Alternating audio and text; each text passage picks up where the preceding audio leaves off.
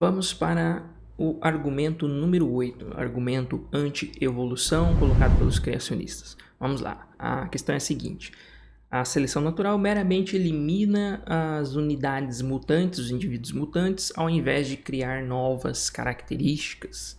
E a resposta do Fukuyama é a seguinte: novas características, na maioria dos casos, são modificações de características pré-existentes, as quais são alteradas em tamanho, formato, tempo de desenvolvimento ou organização. É verdade e isso é verdade também para níveis moleculares, né? A seleção natural ela cria tais modificações pelo aumento de frequências dos alelos em muitos loci, né? Loci seriam locais onde os genes, né, estão localizados ali no genoma, tá? Isso seria o loci, que combina, tanto que as combinações de alelos, inicialmente improváveis por causa da raridade deles, se tornam prováveis.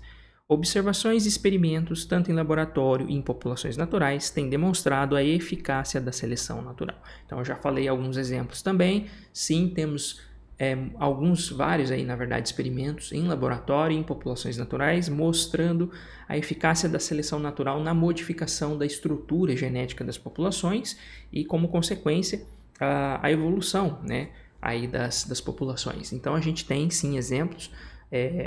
Temos modelos matemáticos que descrevem essas mudanças, fazem previsões do que pode ocorrer e nós podemos observar isso na prática. Tá? Então, como já foi colocado aqui pelo Fukuyama, eu também já falei algumas vezes aqui no canal, novas características elas surgem a partir de características pré-existentes, né? Então, as mutações, para que elas ocorram, elas devem ocorrer, obviamente, no material genético pré-existente, seja isso um gene que tinha uma função anterior e após mutar passa a ter outra função, ou mesmo após sofrer uma duplicação, ou seja, uma característica física, né, visível ali para a gente, né, dos organismos que tinha uma função anterior e passa então a ter, né, uma outra função. É como se fosse um tipo de coopção que essa característica sofre para exercer outra função, né? Vários exemplos já foram dados, mais uma vez, repito alguns deles aqui brevemente, como as penas das aves, que tinham uma função inicial possivelmente de termorregulação, depois tiveram outras funções, né? Incluindo aí a função aerodinâmica, né?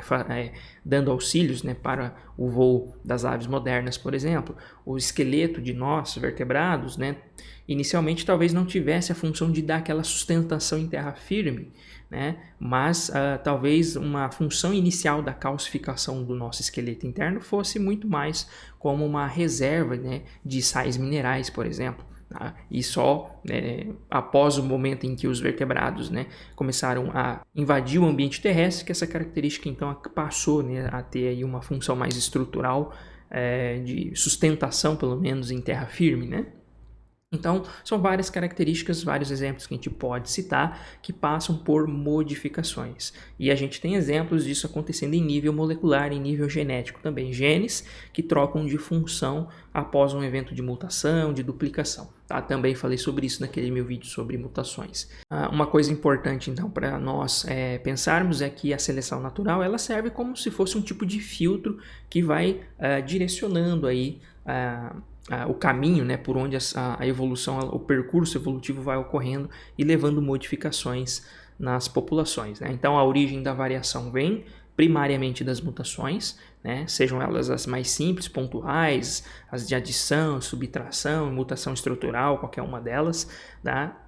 Se você quiser considerar como mutações as estruturais também. Depois nós temos os eventos de troca de genes, né, de fluxo gênico, tá?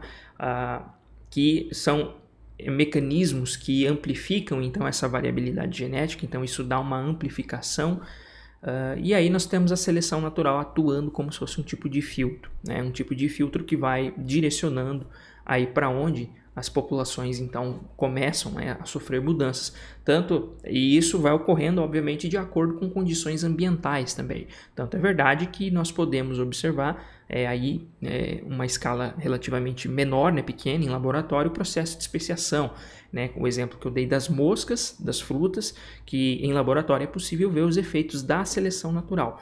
como que ela vai levando a modificações nas populações de acordo com as condições ambientais. Então, uma população original que é separada em duas, tendo essas duas populações ambientes distintos, né, atuando ali sobre aquelas populações, então a seleção natural vai acabar direcionando para caminhos um pouco diferentes, tá, em relação ao processo evolutivo. Tá? Então a gente tem exemplos desse tipo, tanto em laboratório também como na natureza.